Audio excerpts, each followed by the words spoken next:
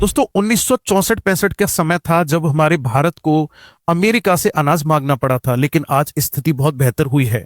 हमारी कृषि के नए डेटा के अनुसार अब हमारा भारत पूरे दुनिया में सबसे बड़ा चावल का उत्पादक और निर्यातक देश बन चुका है।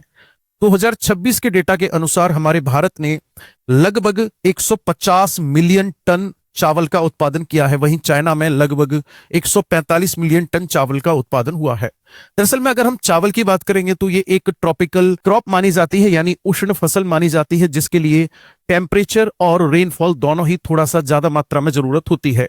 चावल ऐसी फसल भी है जिसका उत्पादन हम क्षारीय मिट्टी और अम्लीय मिट्टी या गाद वाली मिट्टी में आसानी से कर सकते हैं। हमारे देश में चावल का उत्पादन करने वाले जो नए राज्य हैं जो सबसे ऊपर हैं, उनमें पहला नंबर आ रहा है अब उत्तर प्रदेश का, उसके बाद दूसरे नंबर पर है तेलंगाना और तीसरे नंबर पर है पश्चिम बंगाल।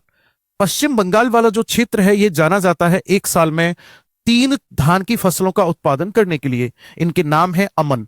अमन ऐसी फसल है जिसको बोया जाता है बरसात के मौसम में। ओस ऐसी फसल है जिसको बोया जाता है शरद ऋतु के समय पर, और वहीं बोरो ऐसी फसल है चावल की जिसको बोया जाता है शीतकालीन मौसम में, इसलिए इसको स्प्रिंग राइस के नाम से जाना जाता है।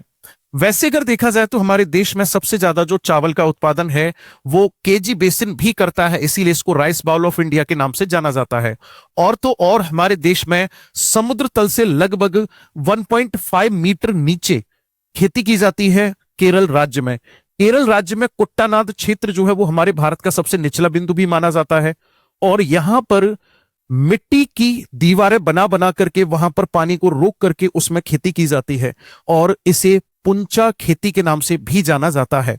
हमारे अरुणाचल प्रदेश की अगर हम बात करेंगे तो वहां पर आपातानी जनजाति है जो सबसे ज्यादा यूनिक चीज के लिए जानी जाती है, क्योंकि वो चावल की खेती करते हैं और उसी में छोटी छोटी मछलियों को भी पालते हैं। तो दोस्तों जानकारी अच्छी लगी हो तो दोस्तों के साथ जरूर शेयर करना।